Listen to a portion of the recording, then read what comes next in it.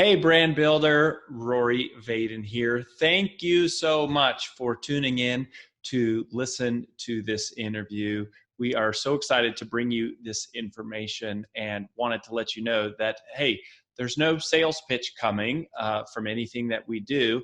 This is all our value add to you and the community. However, if you are somebody who is looking for specific strategies on how to build and monetize your personal brand, we would love to talk to you. And we offer a free call to everyone that's interested in getting to know us and is willing to give us a chance to get to know them and share a little bit about what we do. So if you're interested in taking us up on a free strategy call, you can do that at brandbuildersgroup.com/summit call. brandbuildersgroup.com/summit call. Hope to talk to you soon. On with the show. I love when I get to introduce you to some of my oldest friends and mentors and people that I've looked up to for years, and that is the case with Victoria Labalme. She is a Hall of Fame speaker, which is how I know her from the National Speakers Association, someone that I admired for years and somebody that I would say is truly one of the best platform presenters on the planet. And it all speaks to what she does. I mean, she was a performing artist who was originally trained directly under the world-renowned Marcel Marceau. She is, magnificent in keynotes. She's the creator of programs that help people with this. But the reason that she's on the show now is because she is releasing her first official, traditionally published book. Is called Risk Forward, Embrace the Unknown and Unlock Your Hidden Genius. And so we're going to talk about building your personal brand in a world of uncertainty, accessing your inner genius, and just hearing her story about how she has built this extraordinary reputation and personal brand. So Victoria, welcome to the show. Hello, Rory, and hello, everyone. I'm so happy to be here. Thank you for having me. Yeah, of course. Well, we've got so many interconnectivity points. You've been to our events before, right? So, the people in our community should know about you and should meet you. So I wanted to just kind of like start off with a little bit about your personal brand and the unlocking your inner genius or unlocking your hidden genius. Which is, I think, one of your taglines, a subtitle of the book. And I want to talk about the presentation part of things, because that to me is like, part of where you came from. You and I have that shared interest in, and a lot of people listening, they're either doing, virtual webinars, virtual keynotes and stuff like that. And I think when it comes to making that pivot from on stage live in front of humans to now virtual keynotes and webinars and things, how do you make that transition, and what are some of the things that we can do to just kind of like still over deliver as presenters, even though a lot of what we're doing these days is virtual? So, great question. It's really, how do we create the virtual experience to have some of the pizzazz that we are used to? Well, it all begins with taking creative risks. I have a session I do called Risking Forward on Camera. And, if you think about what you can do on stage, what can be translated? And there are all kinds of ways. There's a lot of technology out there that people are using, eCam and green screen and different camera angles and different mics and music and instruments. Part of what I like to help people do as well, though, is really take what's within them, their hidden genius, and bring that out. So that's your content and your creative expression that only you do in the way that you do, that distinguishes your brand. That's part of what Risking Forward is. How can you create and communicate with the unexpected twist that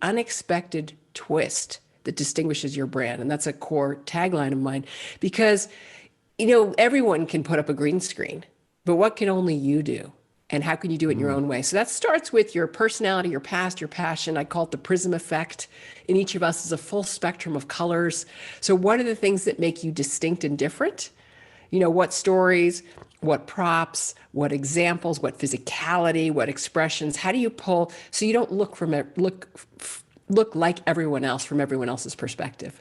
Yeah, and That's interesting in terms of it's not so much an external thing of like a camera angle or lighting or something fancy I'm doing on the screen, but you're talking about accessing the internal uniqueness or one of the terms we use around Brand Builders Group all the time, which I originally got from you, is through line. And this idea of the through line of your message. We usually talk about that term related to your content, but like when you say it, take that, take a creative risk.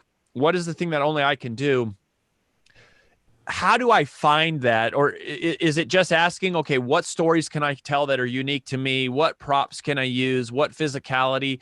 Does it basically just come by asking myself those questions and then then just giving myself permission to just go, yeah, let's act on that crazy idea? I mean, is it as simple as that? Well, yeah, I mean, part of it is trusting that the things that are different and weird about you are often valuable. I mean, Sally Hogshead, our good friend, has a whole phrase called, different is better, Yeah, different is and better than better. I love that. That is yeah, such a great line. Different is been better talking than about better. different as being better for a long time, and it's true.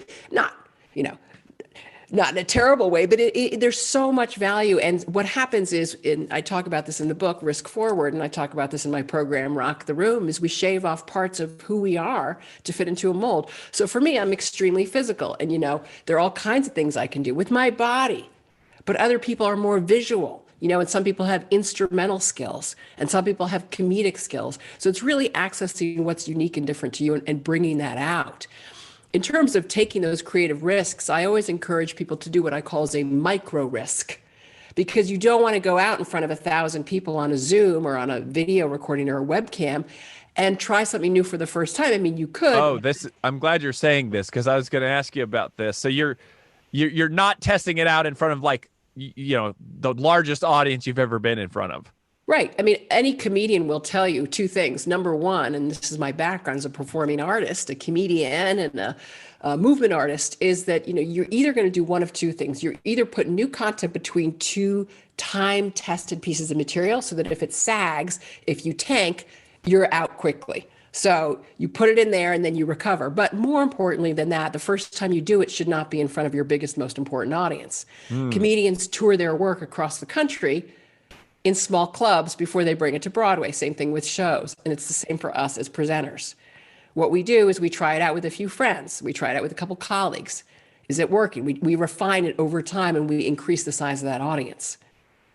Yeah, I mean it's funny because I literally my original Toastmasters club, which is where like my speaking journey started, Cherry Creek Toastmasters.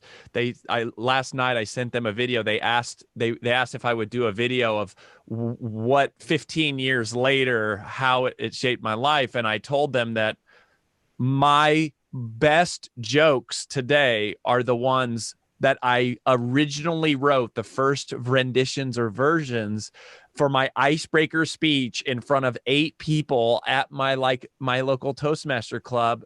And I think that's interesting. I mean, you're saying that as like every comedian knows, but that's a good reminder even for me, and I'm sure some people listening have never heard that, like, don't put new content, like put it in between two things so that you can recover, and don't test it out like on the world's biggest stage. So I think that's handy. Now, on the topic of risk in general, risking is risky. And so I think no matter if it's even just writing a book or even doing a virtual presentation or maybe talking about a different topic or going live, like is a big thing right now. Like it's risky to go live on social because you don't, you can't edit it.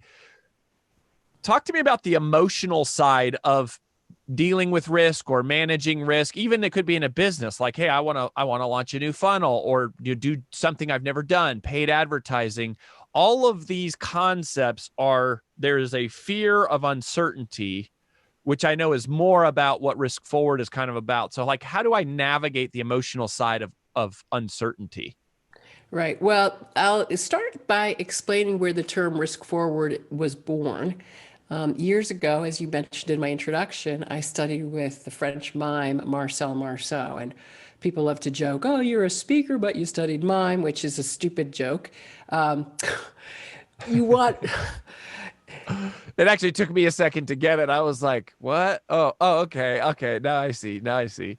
Yeah, I always tell people, be careful not to say the obvious because you lower your status. It's like if someone's last name is Hammer, right? That is so funny. I've never heard that. I love that. That's funny. Yeah, no, it's true. If someone's really tan, don't say you're really tan. If someone's last name is Hamburger, don't make a joke about it. Like, because they've guaranteed they've heard it. So Right. have I heard mime jokes? Yes. Do I need to hear them? No, because when I do, I'm like, okay, you are now in the category of a certain type. That you're that guy. You're Uh-huh. that guy, so you don't want to be that guy. In any event, I studied with Marcel Marceau, and there was a type of movement he called risque avant. And Hmm. it was a way of being almost like the sail of a boat. You know, you were arched open with the wind, your body. And for those of you listening who can't see me, my body is arched open like the wind, and it felt very exposed and a little scary. And I've come to think of that as a philosophy for how we approach our work and our life. Hmm. And I retermed it risk forward and trademarked it years ago. And it's really how do we go forward heart open, even if we're a little off balance? Because the mistake that we each make, and part of what I address in the book, is that we think we should always be clear. We think we should always have a plan. We think we must have a goal if we're going to succeed. And having worked with so many people from top executives at Starbucks and PayPal, these are my clients, the C-suite at these companies like Microsoft, Starbucks, PayPal, entrepreneurs running multi-million-dollar brands, speaking on Oprah's stage, artists from Hollywood. I've learned that many of them didn't always have clarity or a plan. And so while it's good to have some idea, sometimes you can meet with great success without always knowing where you're heading. And we all have that experience in our lives. And that's what Risking Forward is about. And it's lots of stories and examples and tools and principles from the arts to help you navigate through that not knowing, through that period of uncomfortableness, discomfort, to find your best way forward. And so whether it's to your point, you know, you're launching a new funnel or you're putting together a new blog or podcast, there's a ton of unknown.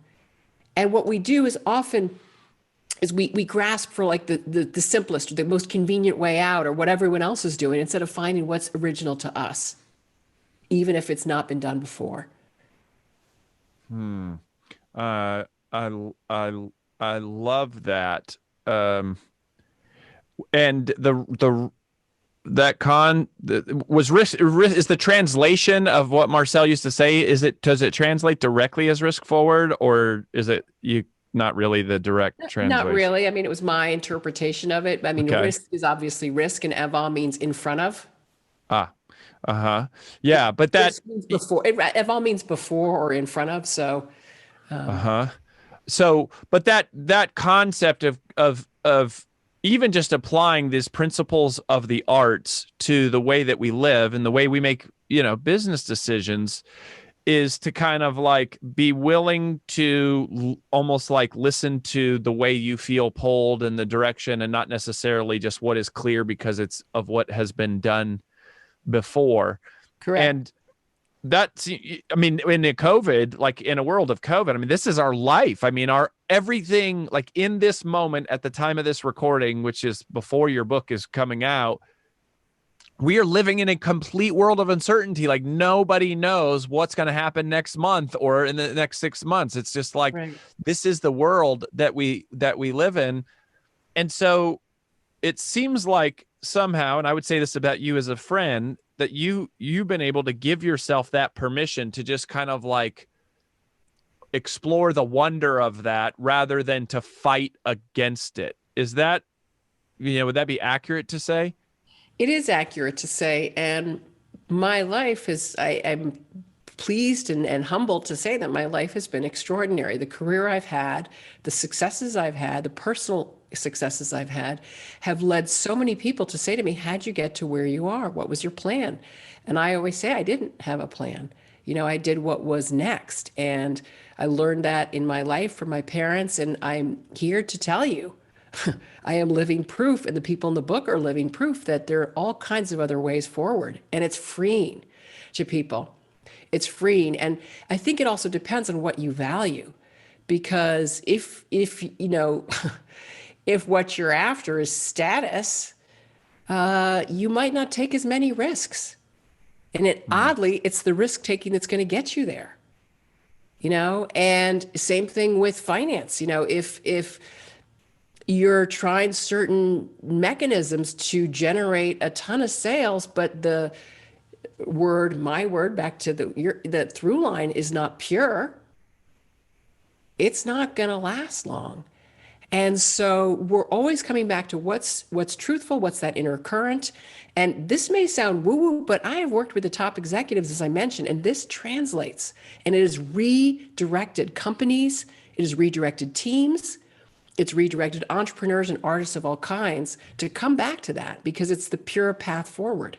I would second that. Yeah, there is one of my friends here in Nashville is a guy named Jeremy Cowart, who is he is an artist. He is one of the best photographers in the world and shoots Taylor Swift. He shot the Pope. I mean, just amazing. And I remember one time, he like did this. There were some fires in Tennessee, and he went and took pictures of the houses that burned down, and just to like showcase to the world like how devastating this was.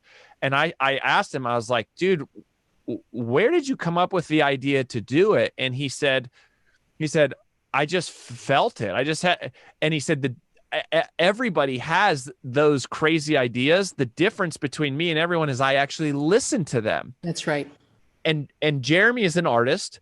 And I would say right now, I have two personal friends that are billionaires, which is a recent thing. I've interviewed several of them, but there's actually two that I now know personally and interact with on a fairly regular basis.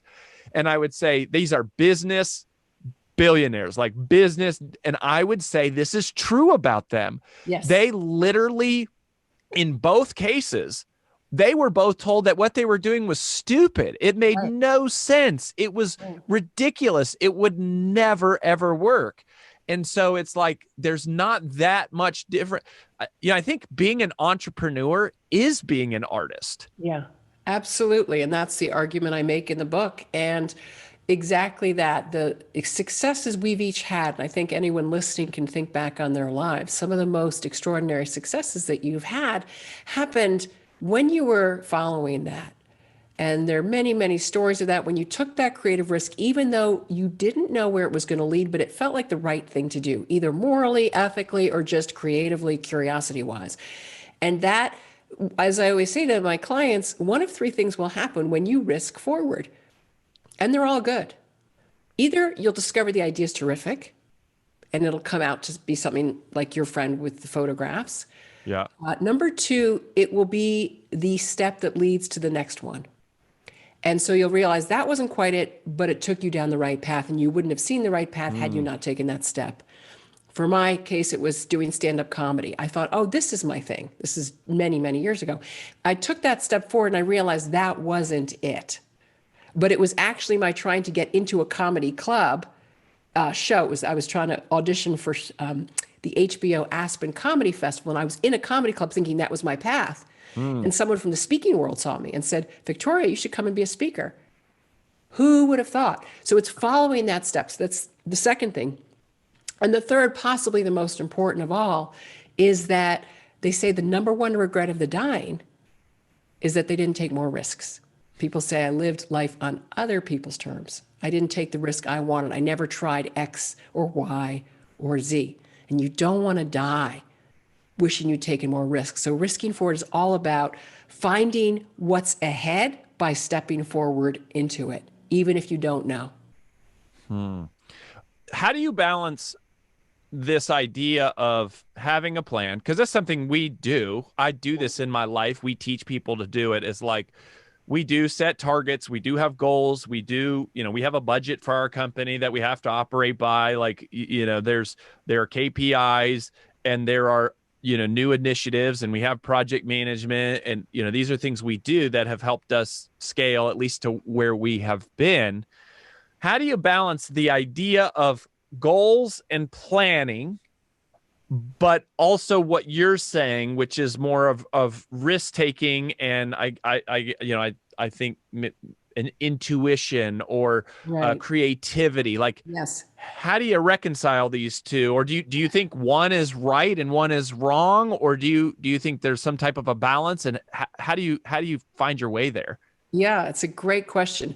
I think it's a both and type of scenario. I'm all for goals and plans and clarity, and I have that with this book. I have this with projects in my business and in my personal life. What I'm addressing is the in between, when we're between moments of clarity. So let's say you're coming up with the plan for your year, or you're coming up with how you want to approach your new podcast or your new speaker demo or your new blog. As you're in what I call in the book, the fog of not knowing, it's how you embrace that fog, embrace the unknown, as I say in the subtitle of the book, that will determine your success. And most people are so uncomfortable with not knowing that they want to make a plan as quickly as possible. And that's where we screw up. So in a personal life, it'd be like the woman who's 29, who says she has to get married by the time she's 30, looks around, sees her two viable candidates and picks one, even though it's not right. You see that happen all the time. I have many friends who got married because they were scared and they wanted something in place. And 10 years later, they're divorced and it's messy. The same thing in our work. We don't want to be in the phase of not knowing. People are afraid, so they make a decision really quickly. I'm going to go this direction, or we're going to do that. And when we make that commitment, the potential for loss, opportunity cost, stress, money, time, creative expression, that goes down the tubes. And we've all had those moments in our lives where we've committed to something out of fear because we want to look clear and everyone else is doing it.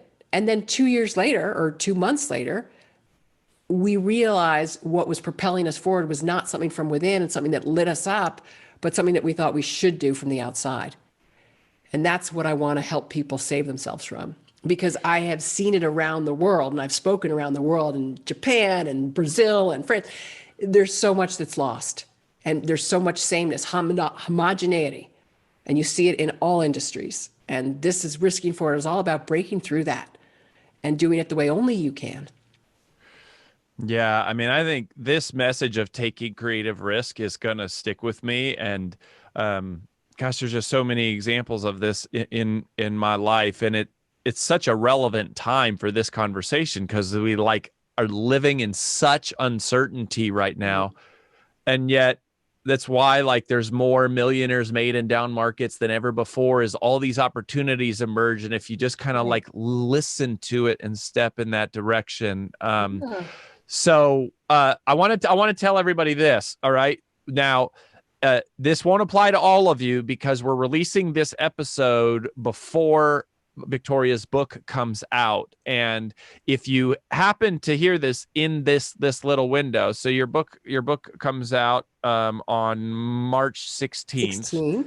And if you go now, either way, you're going to get some good things. But if you go before March 16th, if you go to riskforward.com/book, there are some incredible bonuses that she is giving away, both here on the emotional side related to, now working through uncertainty, but also there's some real practical things related to some of her genius in terms of being a physical performer, which are just extraordinary.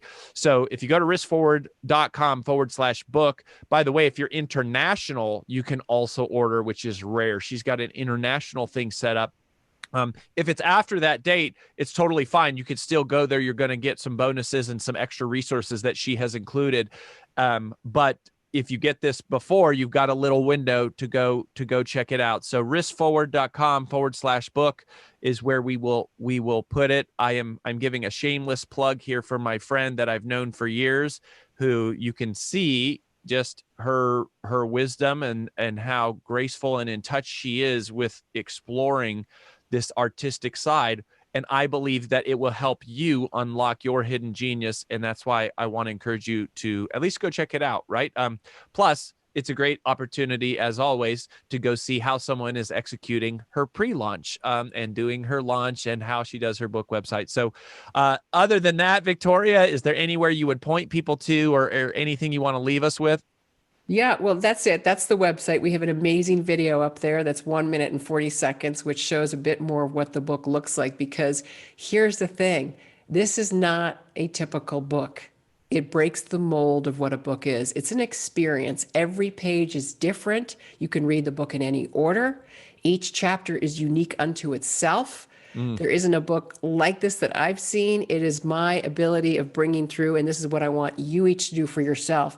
Take your different sides. I took my background in arts and in performance and in poetry and in business and in entrepreneurship, and I put it all together into a book experience. That's my style. What's your style? How do you do it? Not like me, but like you. And so check out the book, not to copy it, because that would be a bummer, because it wouldn't be you, but to do what you do in the way only you can.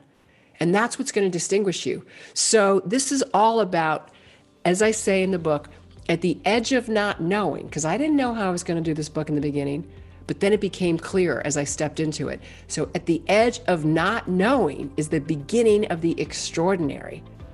So trust yourself, risk forward, put those ideas out there. I have tons of tools in the book for how to do that. I'm so excited. If you're ordering this before the book launches, we have a book team that you can be part of. You get inside behind the scenes of what's happening. But thank you, Rory, for having me. I'm so happy to be here. You're a stellar human being. Love it. Thank you, Victoria. We wish you all the best with your launch and far, far beyond. And we'll be watching closely. So good luck. Thank you.